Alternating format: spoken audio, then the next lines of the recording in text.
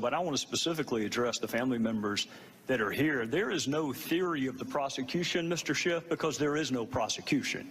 There's a very big difference between a prosecution where you already have reached a conclusion and you're just trying to prove it to people. This is an investigation, which is why it's so sad that nowhere in that stack that you just put up there, where the emails of Secretary Clinton, the emails of the ambassador, 50,000 pages worth of documents, eyewitnesses, that's the real tragedy. To the family and the friends, when you're told that there have been 7 previous investigations in an ARB, you should immediately ask, why did you miss so many witnesses? Why did you miss so many documents? This is not a prosecution, Mr. Schiff. You and I are both familiar with them. I've reached no conclusions, and I would advise you to not reach any conclusions either until we reach the end. There are 20 more witnesses. So I'll agree not to reach any conclusions if you'll do the same. With that, Madam Secretary, regardless of where he ranked in the order of advisors, it is undisputed that a significant number of your emails were to or from a Sidney Blumenthal. Now, he did not work for the State Department. He didn't work for the U.S. government at all. He wanted to work for the State Department, but the White House said no to him. Do you recall who specifically at the White House rejected Sidney Blumenthal? No, I do not.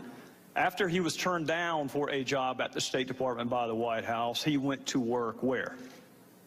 I think he had a number of consulting contracts with different entities. Well, if he had a number of them, do you recall any of them?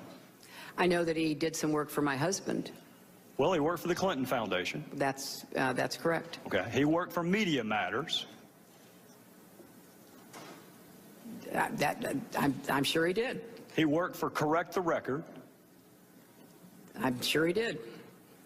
When you were asked about Sidney Blumenthal, you said he was an old friend who sent you unsolicited emails, which you passed on in some instances because you wanted to hear from people outside what you called the bubble.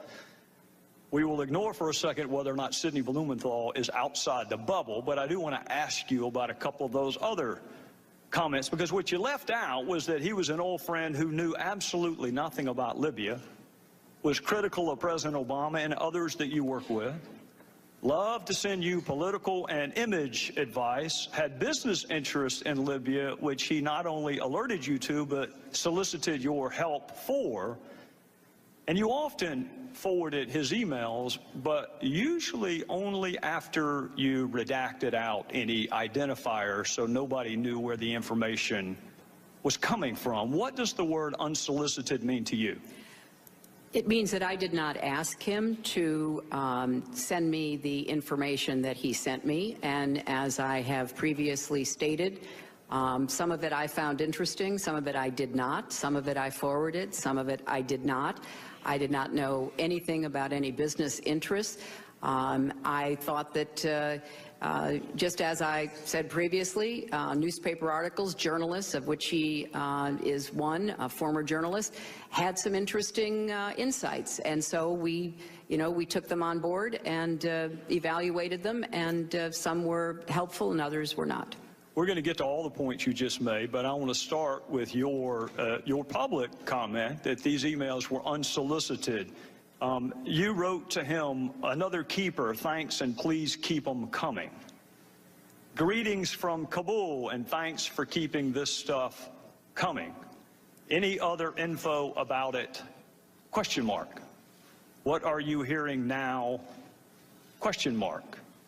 Got it. We'll follow up tomorrow. Anything else to convey? Question mark." Now, that one is interesting because that was the very email where Mr. Blumenthal was asking you to intervene on behalf of a business deal that he was pursuing in Libya. What did you mean by what are you hearing now? I have no idea, Congressman. They started out unsolicited, and as I said, some were of interest. I passed them on, and some were not. And so he continued to provide me information that was made available to him. I don't want to parse words, and I don't want to be hyper-technical, because it's not a huge point, but it is an important point. You didn't say they started off unsolicited. You said they were. You said they were unsolicited. Well, they were unsolicited, but obviously I did respond to some of them. Well, And I'm sure that encouraged him. Anything else to convey? What are you hearing now?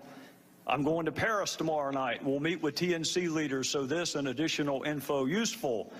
Still don't have electricity or BlackBerry coverage post-Irene, so I've had to resort to my new iPad. Let me know if you received this. We'll talk about the new iPad in a little bit. Here's another one. This report is in part a response to your questions. That's an email from him to you. This report is in part a response to your questions. There'll be further information in the next day. If you're the one asking him for information, how does that square with the definition of unsolicited? I said it began that way, Mr. Chairman, and I will add that both Chris Stevens and Gene Kretz found some of the information interesting, far more than I could, because they knew some of the characters who were being mentioned, and they were the ones, the kind of persons with the expertise that I asked to evaluate to see whether there was any useful information. We're going to get to that in a second. Now, before you give Mr. Blumenthal too much credit, you agree he didn't write a single one of those cables or memos he sent you. I'm sorry, what? He didn't write a single one of those cables or memos. I don't know who wrote them. He's the one who sent them to me. Would you be surprised to know not a single one of those was from him? I don't know where he got the information that he was sending to me. Did you ask? You're sending me very specific, detailed intelligence. What is your source? That seems to me like a pretty good question. I did learn later that he was talking to or sharing information from former American intelligence officials. By the name of? Who wrote those cables? I don't recall. I don't know, Mr. Chairman. You had his information passed on to others, but at least on one occasion you asked Ms. Abedine, can you print without any identifiers? Why would you want his name removed?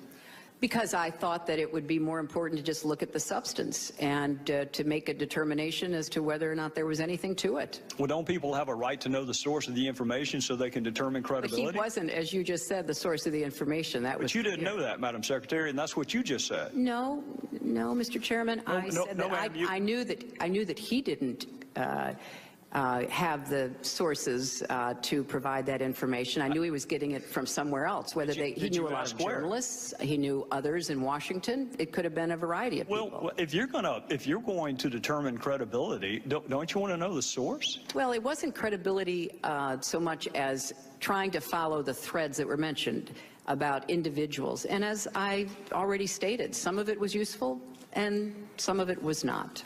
Well, did the president know that Mr. Blumenthal was advising you?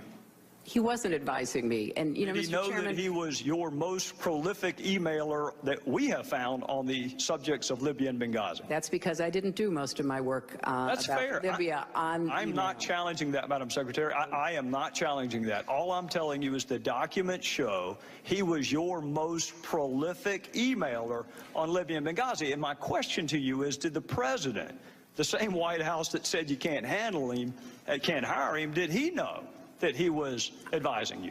He was not advising me, and I have no reason to have ever mentioned that or know that the president knew that. All right, I want to draw your attention to an email about Libya from Mr. Blumenthal to you, dated April 2011. It will be Exhibit 67.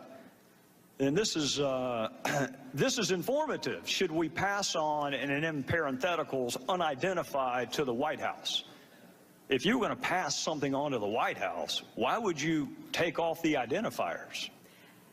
Because it was important to evaluate the information, and from a lot of intelligence that I have certainly reviewed over the years, you often don't have the source of the intelligence. You look at the intelligence and you try to determine whether or not it is credible, whether it can be followed up on. Well, I'm going to accept the fact that you and I come from different backgrounds, because I can tell you that an unsourced comment could never be uttered in any courtroom. You have We're not talking about courtrooms, Mr. Chairman. No, we're talking about intelligence. No, we're talking about credibility and the ability to assess who a source is and whether or not that source has ever been to Libya, knows anything about Libya, or has business interest in Libya, all of which would be important if you were going to determine the credibility, which I think is why you probably took his information off of what you sent to the White House. But here's another possible explanation that may give us a sense of why maybe the White House didn't want you to hire him in the first place. In one email, he wrote this about the President's Secretary of Defense. I infer Gates' problem is losing an internal debate. Tyler, and by the way, Tyler is Tyler Drumheller. That's who actually authored the cables that you got from Mr. Blumenthal. Tyler knows him well and says he's a mean, vicious little, I'm not going to say the word, but he did. This is an email from Blumenthal to you about the President's Secretary of Defense. And here's another Blumenthal email to you about President's National Security Advisor.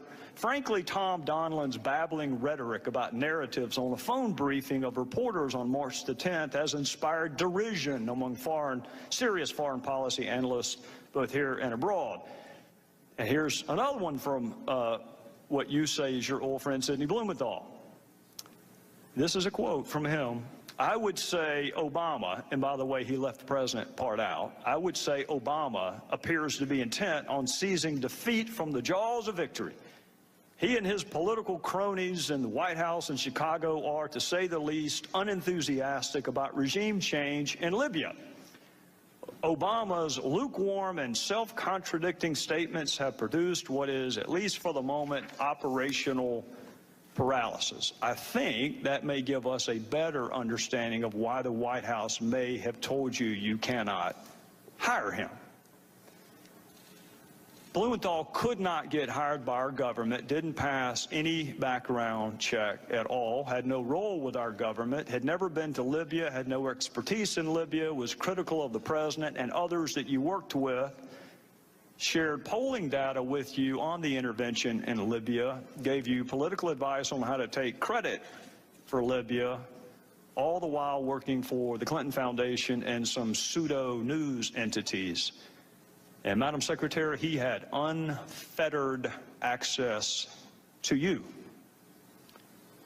And he used that access, at least on one occasion, to ask you to intervene on behalf of a business venture. Do you recall that?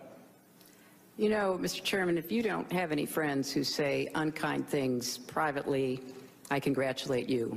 But from my perspective, I'd like to think I'd correct them. I don't know what this line of questioning does to help us get to the bottom of the deaths for Americans. I'll be happy to help you understand that, Madam Secretary. But I want to reiterate what I said to Congresswoman Sanchez. These were originally unsolicited.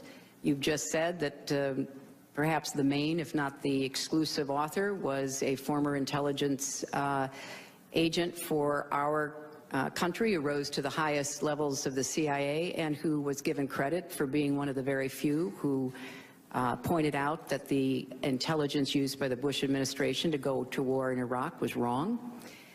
So I think that, you know, the sharing of information from an old friend that I did not take at face value, that I sent on to those who were experts, is something that, you know, makes sense, but it was certainly not in any way the primary source of or the predominant understanding that we had of what was going on in Libya and what we needed to be doing.